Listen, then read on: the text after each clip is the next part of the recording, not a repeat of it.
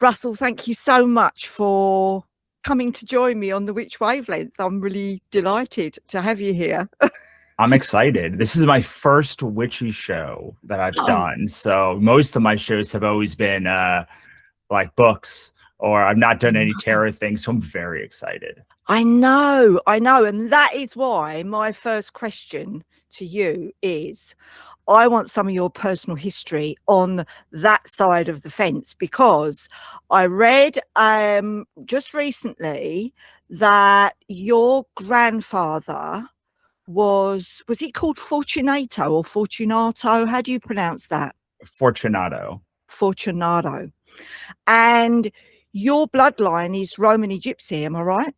Correct. So tell me all about that, because I find that really exciting.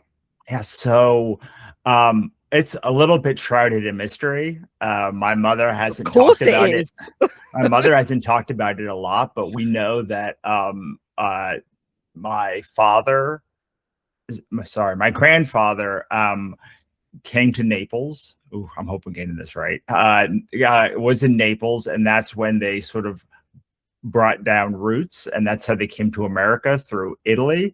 But we don't actually know where they're from. We just know that they were like kind of wandering gypsy Romani kind of people for a long time, and we can't really go back and even see where they're from. Like, we tried to do ancestry in Italy so that we could, get EU citizenship, and they don't really have records of my family because they just kind of came. They didn't have like long-term roots, and then they came to America from there. So we don't know, but we do know that Fortunato is the fortunate one, and it comes from the line of fortune tellers and gypsies and such, that who knows how long that my family has been before this. Yeah. Have you done any sort of research back in general? Yeah, we try. Well, my mother has tried to do the research, and the other members of our bloodline are a lot easier to track down. But we know that if we go to Naples and we like sit in the records room, we will be able to find information, but it's not a lot of information. And we're not like, it's not enough information to claim that we are Italian by birthright and should have citizenship in Italy. That I know, because we went through that process.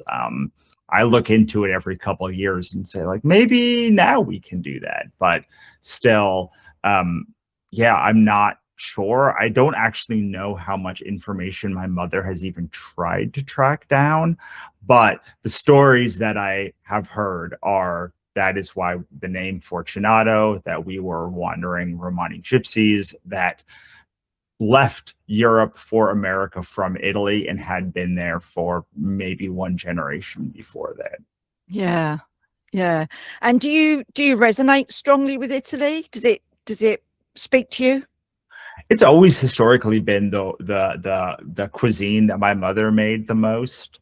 It's been my grandfather survived my grandmother for a decade, so I just know more about our Italian heritage than my grandfather is Italian. It's just like anyone past that is like not unknown, question mark of some type. So I know a lot about the thing that I have not really put together until I started working on the tarot is just like why I resonated with the tarot so much, like why I've always had a draw to fantasy books and like mystical things and mythology and all of these kind of esoteric things. And it wasn't until recently that I even sort of put it together, really planning the campaign the tarot campaign. I was like, why is this, not that it's easy, because it has not been easy to learn tarot, but why do I keep coming back to this thing in my life over and over and over again?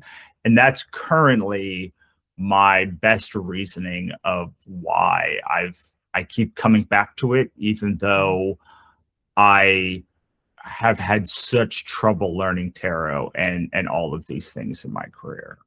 Have you had any other kind of or do you experience any other kind of psychic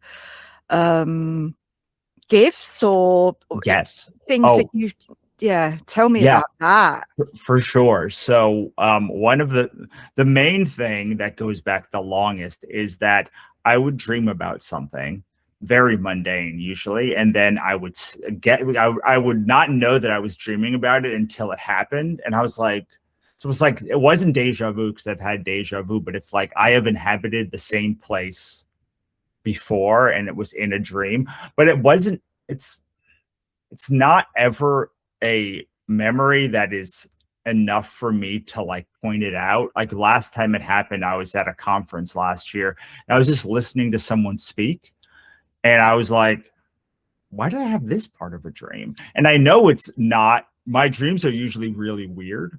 So when they are normal, that is how I generally know that I'm like, oh, I'm about to be doing some mundane thing. And I'll just like find myself there in my memory. But I don't know that I dreamed about it really until it happens. And then I can back think and be like, oh, yeah, that is exactly what happened. It's usually like a month or so between incidents. Yeah. Yeah. And I mean, talking about being, being storytellers, I mean, the imagination is the doorway to the magical realms, isn't it? I think. Mm-hmm. And we get to experience that every time we write a story. And I just, yeah. But what do you think? I mean, do you feel, because I know that being a tarot reader myself as well, and for many moons now, when I talk about my experiences of sort of coming into the tarot many years ago, I always had a feeling. I've been really good at, I've always had a feeling about people, but I've always been able to read people's, not minds, because that would be too much, but I can read people's feelings. I get a feeling about other people's feelings. I'm pretty good at reading a room, things like that. I mean, does that, oh yeah, I think that's why I am good at sales. Yeah. Because I can, the main thing to be good at sales is deep empathy. Yeah. The best salespeople are able to empathize and know what their customer is feeling, and the best marketers can inhabit anyone's vision, like see things that live outside of themselves. And so yes, I definitely, my wife often says it's eerie how well I know people, like how well I can bring all of these things together. So I never really have thought about that empath part of it, but yeah, for 100% for sure. Yeah. What do you think? And I love asking people this because I think it can be a very personal and subjective perspective, but what does magic mean to you? Okay, so I developed this thing when I first got really good at sales. And I think about this thing called soul resonance selling. And it's kind of the opposite of pain point selling, because pain point is very surface level and soul resonance selling is really about finding some part of yourself that resonates so deeply that it can resonate with somebody else just by holding, and then finding ways to hold that out so that other people can find it as a light and as a beacon to come in. So like I find that magic to me is pulling out the parts of you that can resonate with somebody else and then being brave enough to let them see it. Yeah, that's a lovely way of putting it, actually. To me, that's what my Witch Wavelength books are all about. What the Witch Wavelength podcast is about is that magical vibration of thought, feeling, and action, which we can use and work with and access to change our lives, to change ourselves and our lives. Yeah, so what I think holds people back is that when you make something, you naturally fill it with yourself. Yeah. You have to, especially a book. Every part of every decision you make is something that you resonate with. And we often just the ones that, when you're doing something akin to a series, you're the magical reason why the series does better over time is not that there's a break-even cost. It's that you feel more magic with every single volume of the book, and you feel like it's overflowing by the time you get to book 4 or 5 or 10. But when we go to talk about it, we clip all of that magic away. We say, oh, this is a book about this that does this and that does this thing. But the people that I think really succeed doing this, they can access that magic again when they're talking about it, because the magic already exists. Like, it exists in the book, it exists in the product, it exists in the deck of cards, it exists in what we make. We fill it, but then what we do is we close it and we say, okay, I've made this book, it has all of the magic inside of it. Now I just gotta hope that somebody else sees the magic, but they can't because the book is closed. So you have to open it for them and show them the magic. So what I say is the thing you make has already been a conduit for your own transformation. Yeah. And that when you close that project, when you're done, you're like, I have gotten the transformation. I went from a person who didn't make this book to a person who did make this book. And through that, I transformed. And it has already been a conduit for your transformation. So the question is, the product that you're making or the service is now a conduit for other people's transformation. It can be an unlimited conduit for unlimited other people to have a transformation, but you have to show them what that transformation can be. Whether it's fiction or nonfiction, you have to say, this book does a magic trick. And that magic trick is it will transform you into somebody, for my books, it's about agency, who feels like the world is pulling them in 1,000 directions and they have no control. And by reading this book, you will feel like you have control of your own destiny.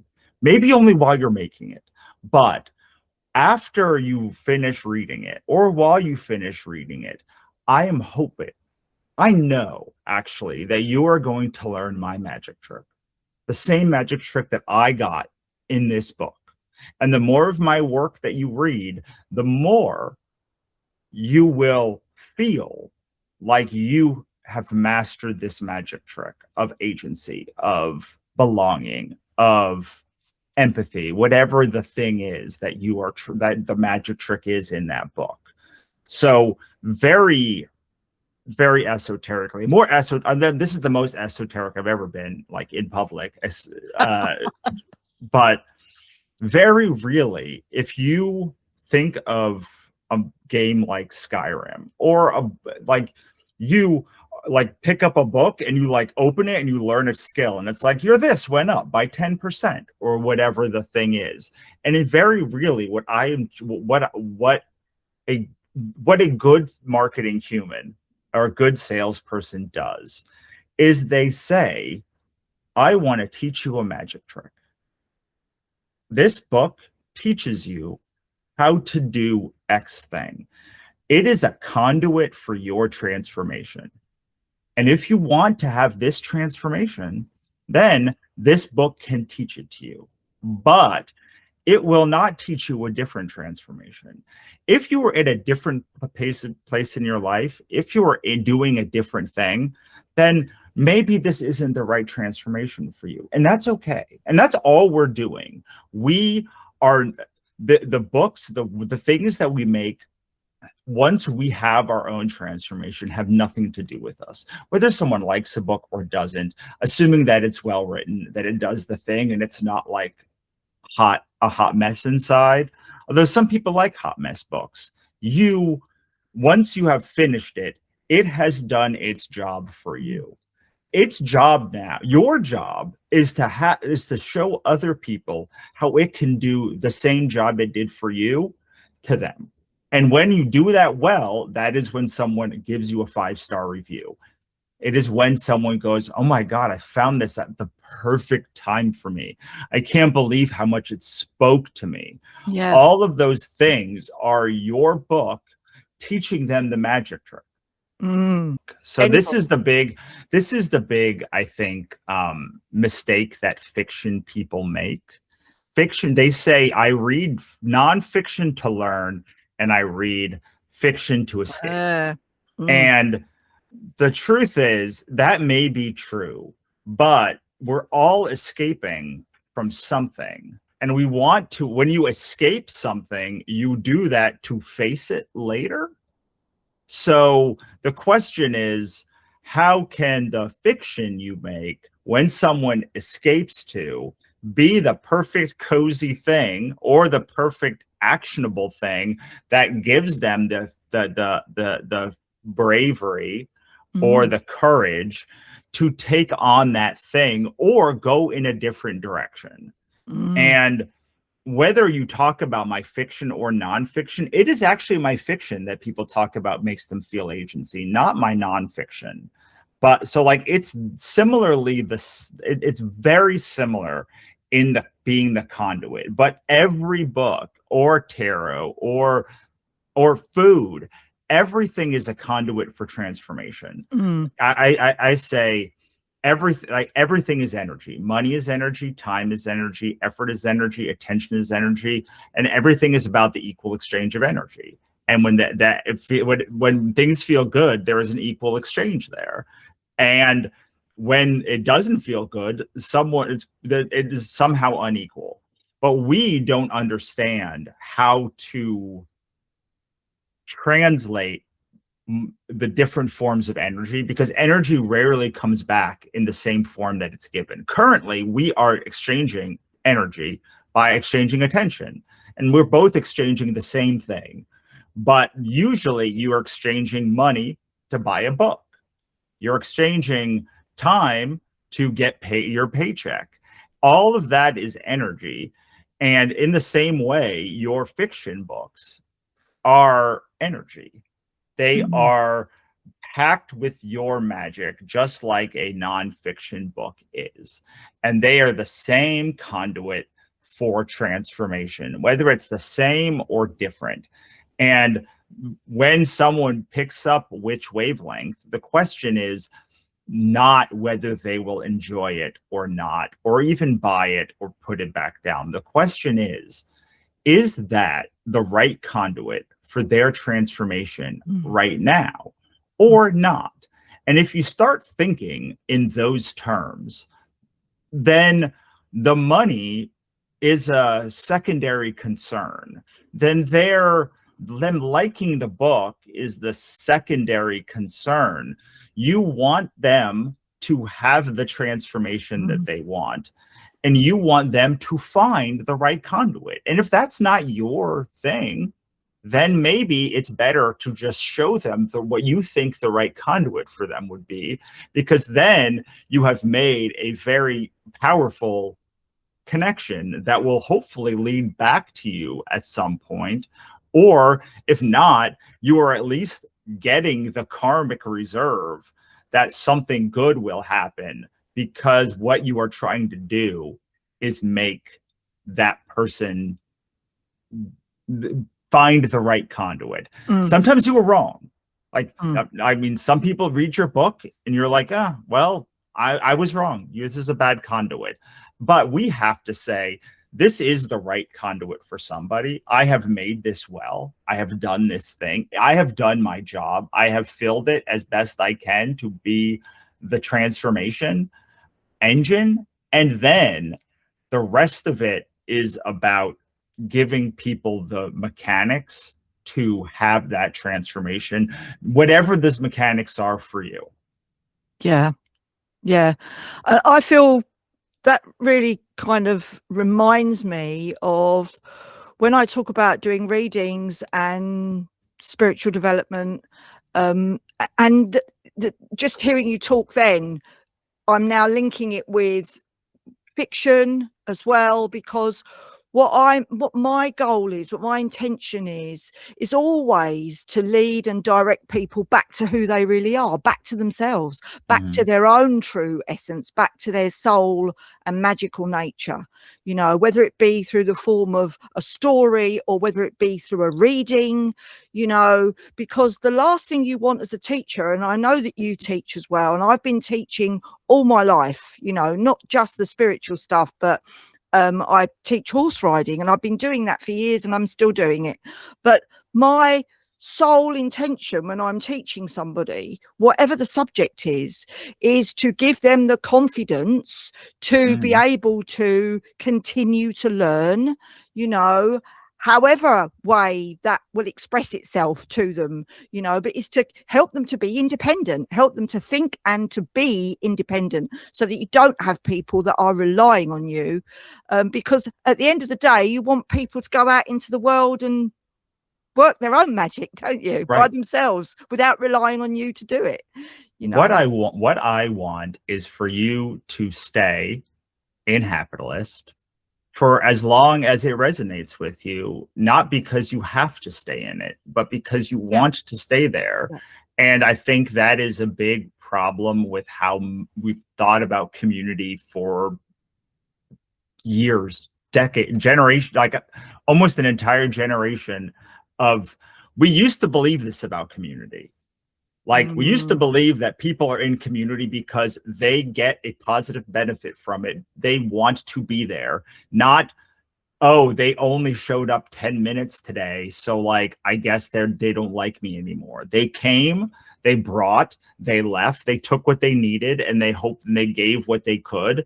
And then things started to become about metrics and engagement and time on platform and all of these other things. And that has, when we used to go to college, we would leave college and then we would do other stuff. We weren't like, that transformation happened in 4 years, and then we could join an alumni association, we could do other things. But like, just because we never thought about that college again doesn't mean that that college didn't mean something during that time.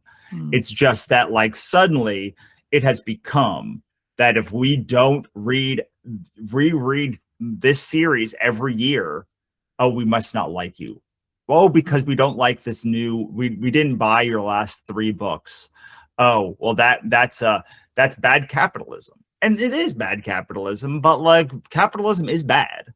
Like, that's my retort, is like, it is bad capitalism, and I want to actively do bad capitalism. Like, I want you, I charge an amount of money per year for Hapitalist that I believe if you get value for it, you should stay in every year for the rest of your life. But you certainly don't have to do that. I certainly don't want you there if you like are dependent. I want you to be independent, and I want you to be able to come in and out and be like, okay, I may only need Hapitalist 5 minutes a year, but I keep it because I know when I need that 5 minutes, it's there, and I'm going to be in, out, and on the next thing. I believe that community is something that is not commoditizable in the way that we have been thinking about it. I think it is a place that people should feel safe, and people should be open, and us as community managers should open space for it. And our responsibility is to guard the gates. Yeah. And our responsibility is to make sure that the right people are in that community. But it is not to chastise people when they don't show up. It is not to like continue to try and like wheedle them down a rabbit hole. It is to say, oh, well, you should meet this person, and that will be that would be fun. And like, you know how to garden, and this other person knows how to like weave baskets, and like you could go and like make a basket. If you take this person's baskets to your garden, suddenly boom, you got a thing for your for your vegetables that you can then give to the rest of the community while they do the same thing. Like, that is what it does not exist online generally. Yeah, it's weaving the web, isn't it? It's holding space. We're space holders for the magic to happen, basically. Right. And it does. And back to your brilliant tarot deck, because I can't stop telling my friends about this. Where was the idea? Where did you get the idea from, Russell? And now perhaps you can just briefly touch on the whole Hapitalist concept, because I know that's where it comes from. Sure. But for those people that have no idea what we're talking about. So about 6 years ago, I licensed all of my work to my ex-business partner, Monica, and over time we started a company called the Writer MBA. And Writer MBA was easily the most successful nonfiction thing that I've ever done by a country mile. And we had a conference for 2 years called Writer MBA, and we had a mastermind in it called The Future of Publishing. And in it, we basically broke most of the rules that we had ever heard about how to do a mastermind. And it was about like small groups, breakthrough sessions with each other, and started to become a more prominent model over time. But that company stopped existing in the middle of last year. And I was searching for my next thing. And I know how to make money. Like, I know how to make $1 billion. I just like don't want to do those things. I want to have enough. That's always been the thing that I wanted out of my life. I wanted to have enough and to know what it meant to have enough. And I started to think about all of the things that we're taught to want. And I tell you what, it's never enough. Never. Like, if you make 200 grand a year, maybe that's enough. Maybe it's 50 grand a year. I don't know. But what ended up happening was what I kept seeing was people doing the same tasks, even back with Writer MBA, even back like 10 years ago when I did the complete creative. I saw a bunch of people who were doing the same tasks, and their enjoyment levels were drastically different. And their returns, we call it return on energy investment, was vastly different, even though they were doing the same thing. And it got me thinking about better allocating resources and what it really means to be happy. And from that, Hapitalist was born. And with Hapitalist, our tagline is optimize for joy and make money doing it, because I think of a bake shop. Okay, so there's a bunch of people who just want to bake. That's great. Like, they don't need to shop. They don't have no interest in shopping. They're hobbyists. They may be excellent hobbyists. They may be the best baker in the world, but they have no interest in monetizing it. Awesome. Then there are these other people who want to own a shop and don't much care what shop they run. This is where most marketing is driven. It's driven by find a pain point. It doesn't matter what that pain point is. Find a pain point in a community of people who can afford to pay for your thing and exploit it, and money will follow. And that is a really good way to make money. If your goal is money, then I cannot like go fleece rich people out of some pain point. Like, they will pay for, like, they will do that. If that is saying, hey, here's something you really need to do, and convince and living on fear and like activating their adrenaline and their cortisol is a really good way to get people to pay for you. But it's just like really bad to exist like that. And so most people want to own a bake shop who do business. What they want to do is they want to have a little shop, or they want to have a shop. They want to make money, but they want to do it from something. They know what they want to make. Like, no, I actually want to make this cookies. I really want to write books. I really want to like make money on art. And the shopping is important, but it's secondary to, we call this the means-based entrepreneurs instead of ends-based. Ends-based people just care about the money.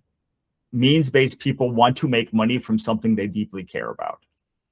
And there's no marketing for this. Nobody ever talks about, like, what they say is do the thing you love and never work a day in your life. Or if you build it, they will come. And those just fundamentally aren't strategies. Like, those are nice feel-goodery, but you can't just build it and they will come. You need to actually know how to go out there, how to figure out what to do. You need to be able to have strategies to make money, to know what those strategies are. You just like don't want to do the gross thing of just like exploding your work to get the maximum amount of money possible. And so Hapitalist is built around the idea that you can make money on just about anything, as long as you understand the limitations of what you're trying to sell. So let's say the maximum amount of money right now is in selling AI to businesses. Well, if you are anti-AI, and if you want to make shirts and you want to sell them in Patagonia, those are all drastically reducing the amount of money you could probably make. It's not the most amount of money. I don't know where it is, but if you want to start a Kickstarter for a tarot deck, you have to take all of these constraints into account. And if you do that, then there is no reasonable expectation why you shouldn't be able to make money if you actually do strategy. But most people don't do anything, right? Mostly when I consult with people, they'll say, I want to make money on this book. And I'm like, okay, great. How many books do you have? One. What do you do? I post a TikTok once a day. I'm like, oh, so you do nothing. Great. That's great. Amazing. I love it. I'm so excited when you do nothing, because if you've done nothing, then the sky is the limit. The worst is when you talk to someone who's tried 50 strategies and none of them work, because you're like, oh, well, now we got to narrow down. Like, now maybe you have a product problem. Now you have some other kind of problem. But Hapitalist is built around this idea of the path of least friction, which is running a business is hard, but we don't have to bring any undue friction into it. We can reduce the friction as much as possible, but it is still hard to push a boulder, even if you're pushing it on ice. And that's reminding me, I'm now going to go out of sequence, but it doesn't matter because this is the way it is. I pulled a card for us before we came on, and well, for us and the collective, because I thought, oh, it'd be nice to demonstrate actually what your cards do, you know. And when I pulled this card, I thought, my God, and really you're talking about it now. So the card is amazing. The Knight of Wands. So if you want momentum, start with the task you're already resisting the least. Yeah. And that is the opposite of what most of us do. So yeah. the philosophy of the philosophy behind Hapitalist is we should do the things that are the most joyous in our business, because they're already the ones that are working. And what I mean by that is, in order to enjoy something, two things are happening. one, you like the task, and two, you're getting a positive feedback loop for it. In general, the more you enjoy something, the more positive, the more you enjoy something, the bigger the positive feedback loop, the more successful that it is. But when things are going, when we're trying to build a thing, we instead do the hardest thing, because that's real work. Like, real work is hard, which is true if you're building a house, but not if you're building a fiction business or a business. If the things are broken because they don't work. So let us start by taking the first step, by doing the things that already work. And then we can use that when we start getting momentum to invest in making the things less broken. We can then say, I don't do this well, but I have all of this excess money or time or energy. Now I can invest in this thing. But instead, we try to fix the broken thing. Some things are broken so badly that maybe you need to fix them in order to just have the whole apparatus work. But 99 times out of 100, you can just let that go. Just let it go for now. I'm not saying let it go forever. I'm just saying, if you hate social media, but you love doing live events, you should do live events and just do those. And then use that money you make when you get some space to invest in the other parts of your business, to find someone who can do the parts or figure out what's broken and refix it. But like, don't try and do it yourself while you're trying to spin all the other plates. Because here's the thing about spinning plates. Eventually, they stop spinning. And no one talks about this. But like, eventually, when someone is a plate spinner, the performance is over and they stop spinning. And the key is that they know when to stop the spinning thing, and they can catch it gracefully and be like, cool, I don't have to worry about that one anymore. And then they can worry about the ones that are still spinning. The plate spinner's not doing it when he's sleeping. We're doing it when we're sleeping, though. And that's not great. No. So you designed this deck specifically to bring business insights, to clear our biggest blocks. Is that right? Yes. And I think you've done a brilliant job. I mean, I love it. I printed mine off, laminated them, and I now have the deck, but I'm still going to buy the deck when it launches anyway. And I've got my manual as well. And every day I pick a different card. And because they're so big, they're really big, I can write the meanings on the back of the cards. Right. And it's just perfect. So when I picked that Knight of Wands a couple of hours ago, I thought that is just great for the collective, for anybody who is being introduced to this whole idea. That kind of sums it all up, doesn't it, really, in business? That Knight of Wand energy, that fire, because when it's all about commitment, isn't it, and drive, that fire and wand energy. And I know that I've got a lot of it because it's in my astrological chart as well. I'm a Sagittarius, but unfortunately the thing about fire signs is that we can burn, and working with fire, working with enthusiasm and eternal optimism and excitement, we can burn ourselves out very quickly. Exactly.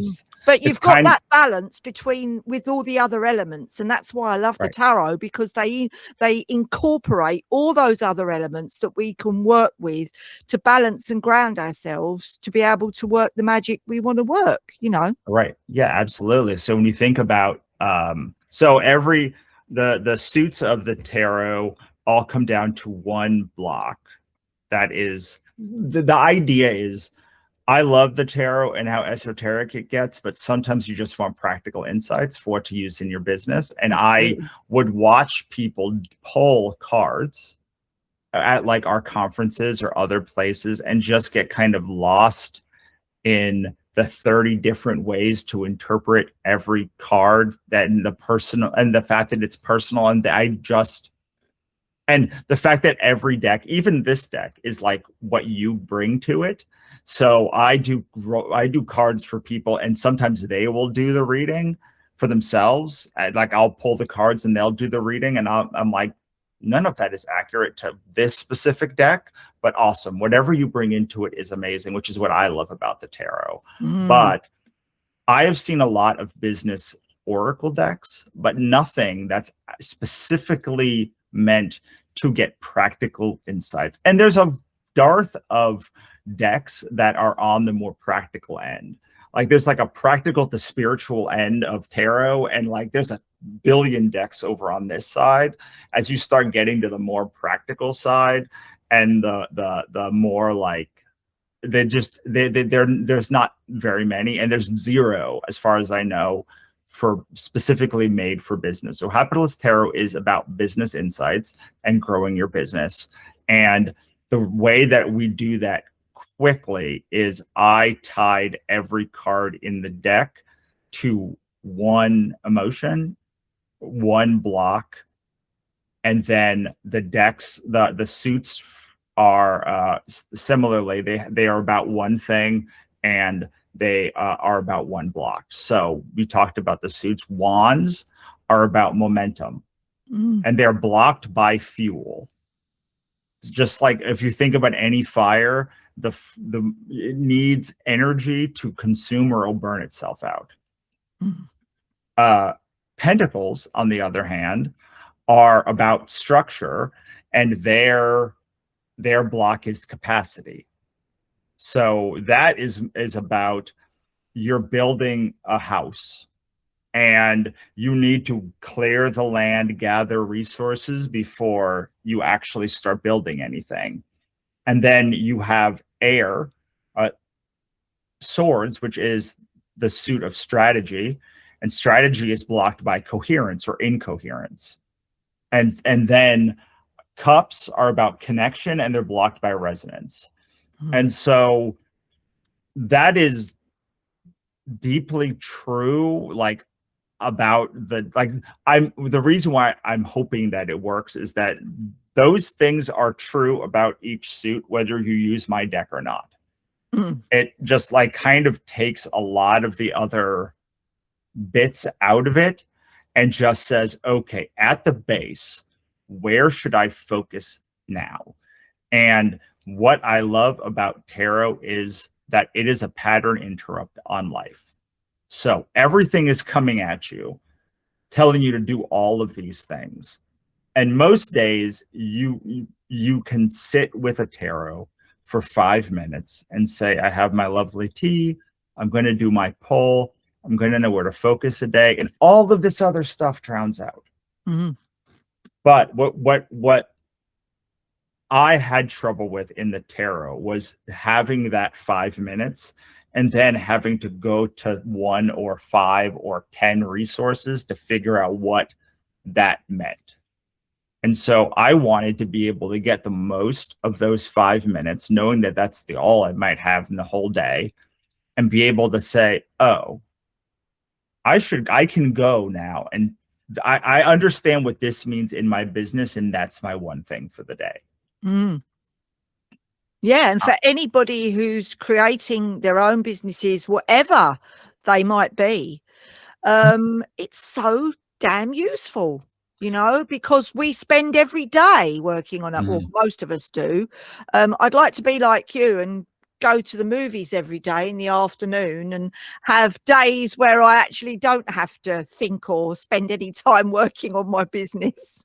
But I'm not at that stage yet, and that's fine. But that's kind of what I'm working towards. But, you know, so to have that kind of instruction and that guidance on a daily level, I think, or however many times you want to be pulling a card, but I do it daily because I like to, I want to familiarize myself with all the cards, you know, and it's been so useful to me. Russell. Oh, So thank you for bringing them out into the world. And let's just talk a little bit about Kickstarter now, sure. because for anybody, because that's how you're launching this baby into Mhm. the world, isn't it?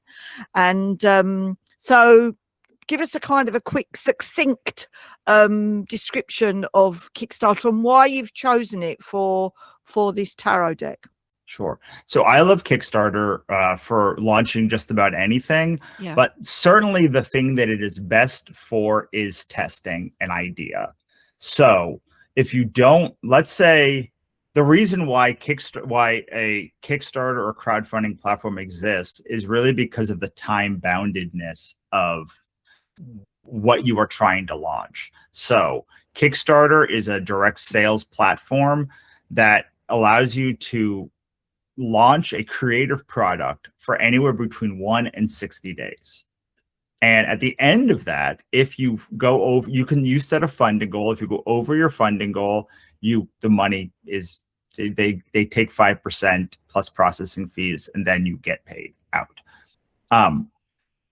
If you don't reach that goal, then you don't get anything, which a lot of people say, like, it scares a lot of people, but to me it's great because there's nothing worse than doing a launch for a product and then being stuck releasing it if you don't make enough, or being tied to it forever on your website if like the launch doesn't go well.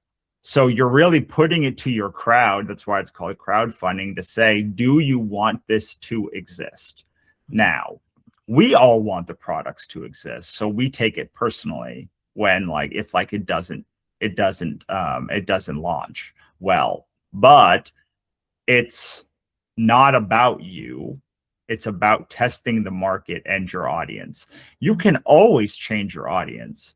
You can always change your product. You can always change your how you launch something. But Kickstarter is an amazing way to test the viability of something. And I think it's underused for that purpose, especially in the publishing community. Since this is, my first deck for sure, maybe my only deck, I would love to continue to expand on it and iterate on it and do a pocket version and other kinds. But I don't have a strong pull to do 50 different decks. I want this to just keep growing and growing and growing over time. But I need to need to test the messaging. I need to test the price point. I need to test a whole bunch of elements of what I think is going to work and what actually my audience says. I'll give you a great example. So we're before the launch right now. And a couple days ago, I sent an email to my email list that said, "Hey, can you look at this campaign and just tell me what you think?" And people really did not like the video. And I was like, I don't want to make a whole video.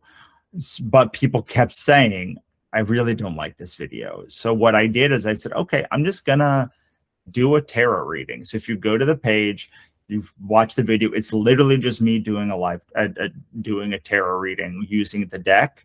And people love that thing. Yeah. So who would have thought I made this real slick video with music, and it was a whole thing.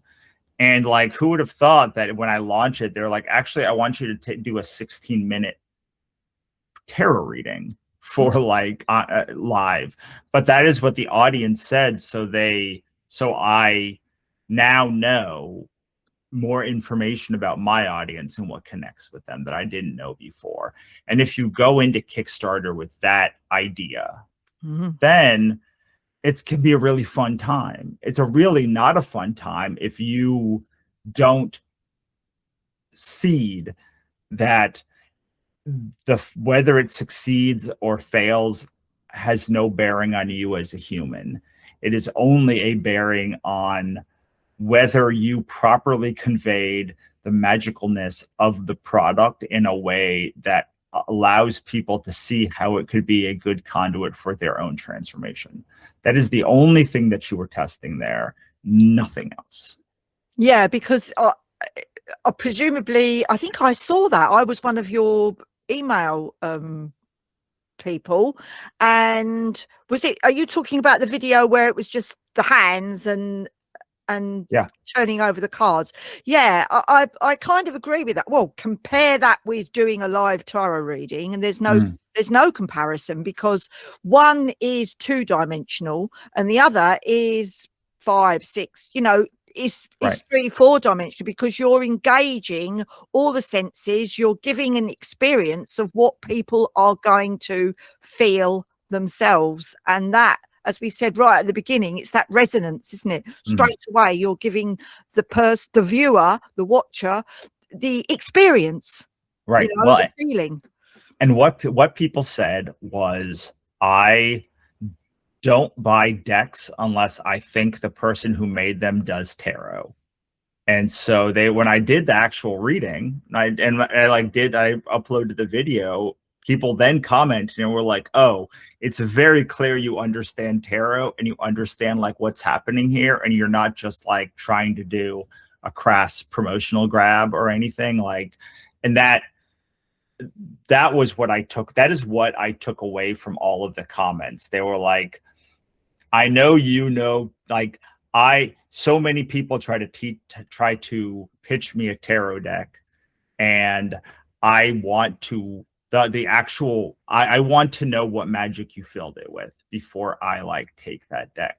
And like, that was a really, because like I do a daily poll and I do put it on Substack every day, and people seem to like that, but I never thought about the marketing part of it being just like doing the readings. But it makes sense, because mostly when I go to shows or I go places, I bring the deck, and then I do readings for people. I'm like, that's generally how I make friends these days. I just like put the tarot, the Hapitalist Tarot down, and I'm like, eventually people are like, what's that? And I'm like, oh, it's my tarot deck. Do you want a reading? And then I just do that for them. And like, that is a better intro than almost anything I've ever done before. Definitely, because already straight away you're creating that intimate space for people to open up and be receptive to what you're going to share with them. And there's nothing better than a reading that can initiate that, I don't think, because I've found that in my experience too. And also over the last kind of year or two, I have been doing quite a lot of it might just be in my newsletter. I'll do like a 15-minute reading for the collective and video it and put that out as a newsletter. And that, people really get a lot out of it, and it's a real pleasure to be able to share something that you enjoy so much yourself and that you want to share with others. It is a magical act, I think. I mean, I think all of this is like, we get to serve a group of people. Like, that's what having an audience is. It's not like the right to make money. It's just the ability to serve a group of people that we care about, and we can help them have whatever transformation that they are looking to have at that time. And sometimes that transformation involves like different amounts of money to do different things and get different things out of it. I just, for instance, did like join like a $10,000 mastermind, and I was like, this is a lot of money. But guess what? Every day I wake up and I'm like, I'm gonna make this work, because that's a lot of, and like, I've not said that about other things that I've joined necessarily. So sometimes that monetary exchange is about like getting everything like lined up properly. But if I've now launched enough products across enough things to know that like, it has, whether a product succeeds or fails has no bearing on you, or even the product itself. It's just like, did you do a good job conveying the thing to your audience, that they're having the right transformation, and that you are the right conduit, the right guide. Because this is what I say when I do tarot. I'm like, look, this is a conversation between you and the universe. I'm just the translator. And in the same way, like, I am the translator between you and whatever transformation you're going to have. And like, this is the conduit. Currently, it's Hapitalist Tarot, but it could be another one of my books or something. And some things are just better conduits than others. And some things are great conduits, but people don't see the value of of what you're doing. So the question is like, how can you find good conduits, good containers for money that are energetically can like hold a lot of stuff and also can give really good transformational power? And both of those things are great about the tarot because you come back to it every day. You over time, you see a huge difference in like how you view the world, and it gives you that pattern interrupt on the hardest part about being a coach is, what do you do between sessions? Because the minute that you stop talking, within 48 hours, people are back to their other things. Like, if you can have that ritual where you're like, okay, go do a poll. What does it say? And then you can take that poll and be like, now what resource does that relate to? Suddenly you're like able to actually make that transformation stick. And you're giving somebody a diagnostic tool as well, so they can diagnose their own issues and problems and have a very clear idea of how to implement, what action to take on that, how to implement it. I just think it's an awesome tool. I think you've done a really amazing job. That means a lot, because I was worried when we talked that I was like, oh man, like not anymore, but for a while when I launched it, I was like, someone's going to figure out that, like, I not that I'm a fraud, but that like I have forgotten something intrinsic to the tarot or to business that someone would like, I would do a reading and people would be like, oh, like, it's obviously like, that's not what that card means, or like, that's not what this thing means, or like, you totally misread something. But like, I've been so pleased at, even like when I went to New Orleans, that was the big test, because I showed it to like some of the tarot shops that I like have idolized for years as I've been buying decks, and they were all like, no, I would buy this right now. Like, how do I get 10 decks? And I was like, this is way easier than anything that I've done for books ever in my life. So it's just been so gratifying to take this there's nothing more gratifying than when a really weird idea comes along and that like kind of shakes up a paradigm and you're like, so this all makes sense, right? And people are like, yeah, that makes 100. I don't know why no one did it before, but like, yeah, this solves all the problems. Like, thank you. And no notes. And it happens so rarely in your life that I'm trying to enjoy the process of actually being able to pull something out of myself and have it resonate without having to talk about the book. So that's what I don't like talking about my own books, really. I don't like talking about my own work at all. I want to talk about your books and your thing and how we can connect in that topic. And tarot is just, I have so much respect and admiration for it, because it really takes two people and it creates a connection with them almost instantly. A bridge. You're bridging the gap that is sometimes widened by all kinds of things. You know, we let all kinds of things get in the way, but you have managed to bridge that gap with this tool that is so useful. That I've received so much value out of it already, so I'm really grateful. And where can people, you know, as a visionary, because I know that you are, and you are amazing at working with systems and concepts and structures. You're very good at that. So it's no wonder that you've created this really wonderful tarot deck. because the tarot is full of structure, isn't it? It's Mhm. full of systems. It's full of, oh my God, there's 78 cards for God's sake, and just breaking that down into a fun and easy way to learn, because I teach it as well. So that's not an easy job. That's not an easy job. But so Russell, as a visionary, where do you see this going? What would you like to happen once it launches?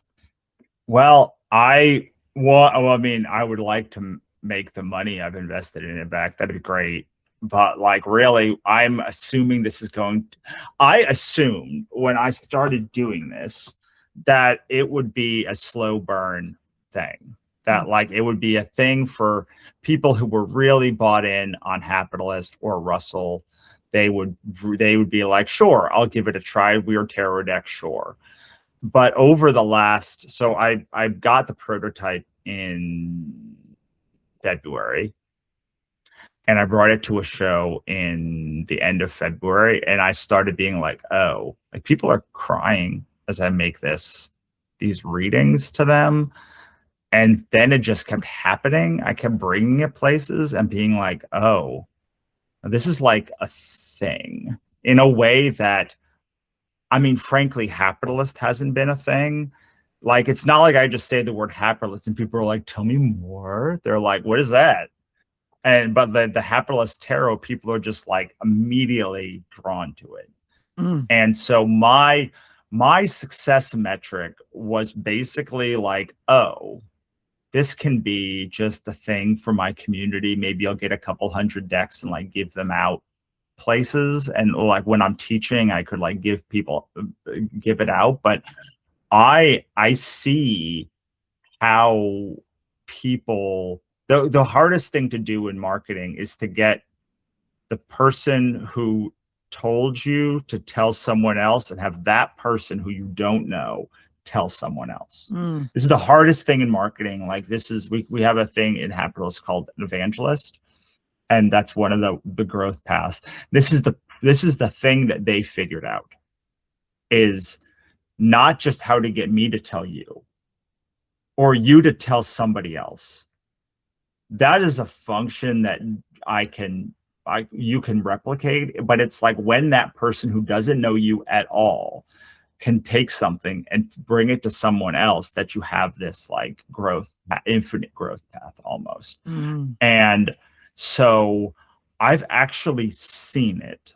I've watched people tell other people, and then those people tell other people over time and bring back all of these things back. So my ambitions are quite a bit higher now. I bought 500 decks, the first thing, and they'd be in our warehouse soon. And I was like, well, that's going to last me. When I got them, I was like, this is going to last me 2 years, 3 years, 10 years. I don't know. But like, I can afford to spend this amount of money and just give all these decks away if nothing else happens. And so now what my hope is that the Kickstarter is an ember. I would like to sell out of the Kickstarter, frankly. And then this becomes the mechanic by which Hapitalist grows. Because there's something with that. I mean, Hapitalist is a series of ideas that make a lot of sense, but in order to believe in those ideas, you need an entry point. And Hapitalist Tarot is a great entry point because it shows you kind of, it touches all of the stuff. Momentum, it touches structure, it's strategy, it touches connection and resonance. It does all of these things. And then when you get your marching orders from the universe, you can then turn that around and be like, okay, it's telling me this. How do I actually make that work? And then Hapitalist is the natural structure for how to actually make that work, and like how to join with community and how to get all of these things and actually make something that matters to you, and to catch you when you're drifting and find what matters to you in 6 months, in 8 months, in 10 months. Because what happens so often with creators is they get locked into a format or something, and then they start to their excitement starts to drift to something else, and they never really recalibrate. So I want Hapitalist Tarot to be a recalibration tool that you can use every day if you want, or you could use it with any other deck. You don't have to use Hapitalist Tarot. It's like you can just go to hapitalist.com/tarot and download a digital deck and use it whenever, however, whenever, with whatever the instructions, with whatever deck you want. But that's my hope. My hope is that like this is the entry point by which people start realizing that they can control their own destiny. It's the same mistake. It's the same stakes that I've had for 15 years of doing this work. My first book was it's originally called Sell Your Soul, How to Build Your Creative Career, but it turned into How to Build Your Creative Career Without Selling Your Soul. Without selling your soul, yeah. Nice one. Yeah, and that's the whole game. It's how can I make something I want and share it with people in a way that feels good to me, feels good to them, and that there's an equal exchange of energy there. And sometimes that exchange of energy will be money, and sometimes it will be some other form of energy.